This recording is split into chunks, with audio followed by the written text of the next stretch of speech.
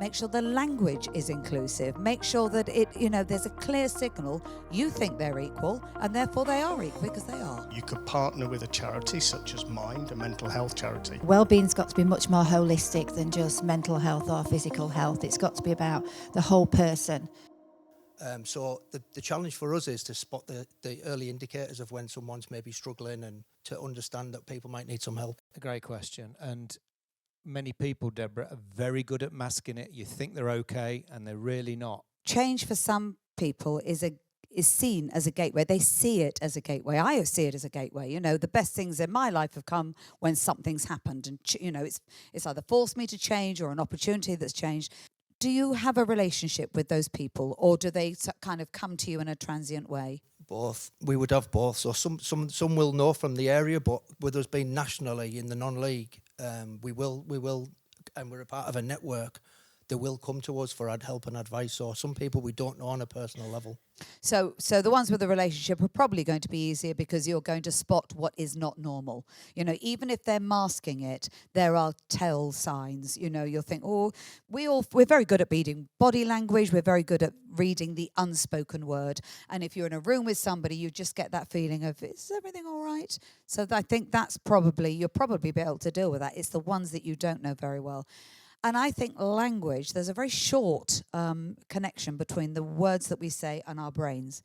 And to me, it's the language that is used, and it's the language that is not used that tells me we've got an issue here. So people are avoiding certain things. They don't want to talk about certain things. And when you bring it to them, they'll sidestep it and move around the subject. And I think that, if you're tuned into that, then you'll be able to identify exactly what it is, because everybody's anxieties are going to be different. It's not just the change. It's the question of what is worrying you about that change. What is your biggest fear? And they often don't know. They're kind of telling you really that it's in there somewhere, and they are telling you by the way they speak. Pay a lot of attention to the language and try and help them identify exactly what it is that's worrying them, because often they can't. And then they reach the realization, actually, why am I so anxious? You're absolutely right. This is an opportunity. Or they're able to pinpoint something. I'm really worried because I've just got married, and I've just, we've just had children, and I really didn't need change at this point in my career, and then you can deal with the problem, not just the anxiety of change. Guy, you were nodding there. I mean, you must have some views. Yeah, very, very much so. And I guess it's mental health isn't the taboo that it used to be. People are getting better at talking about it, but not enough. In most workplaces we work in, there are first aiders. So why not have mental health first aiders? And that's exactly, I'm being really unfair because I'm stealing June's thunder here, because June did some great work across Nestlé introducing mental health first aiders. And the other thing is, it's not an overly expensive thing to do. You could partner with a charity such as mine, a mental health charity, and they will provide you with all sorts of resources to implement the program. And the difference is, it's the usual prevention rather than cure. It really does pay dividends. It's a complex topic, isn't it?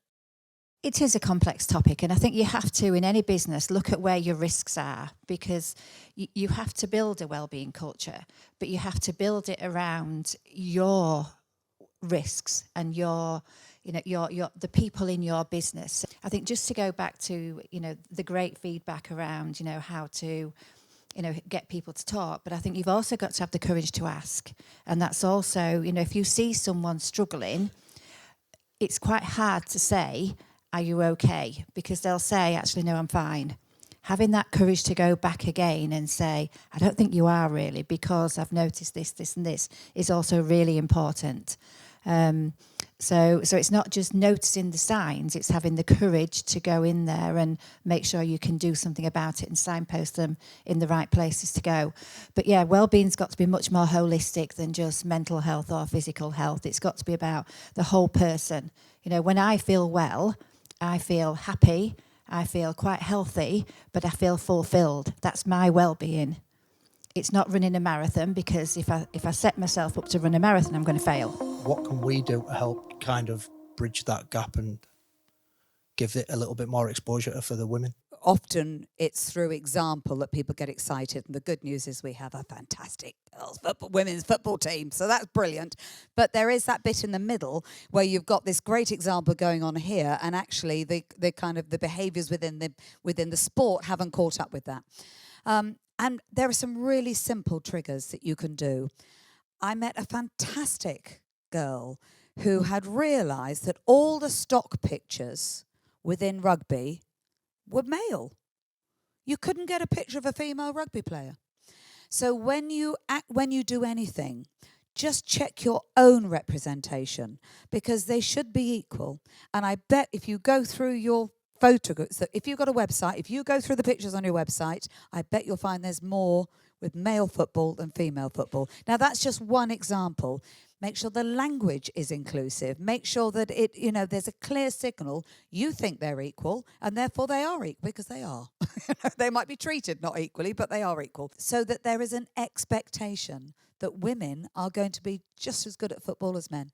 What would you suggest? It's not about positive discrimination. It's about ensuring that when you're looking at positions and you're looking at opportunities, you get an equal number of people applying for roles, if possible, and you can take that on as a personal challenge and look for balanced shortlists. We insist on it in our jobs, and if you go to advert and you don't have a balanced shortlist, advertise again.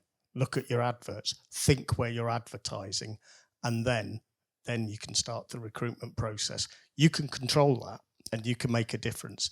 And that's got nothing to do with positive discrimination. That's equality of opportunity. June, what would you suggest?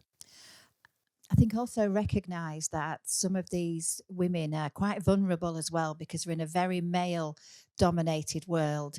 So don't just assume that they are better at coping, because we always hear that, men don't talk about their feelings very much. They're in a really intensely competitive environment.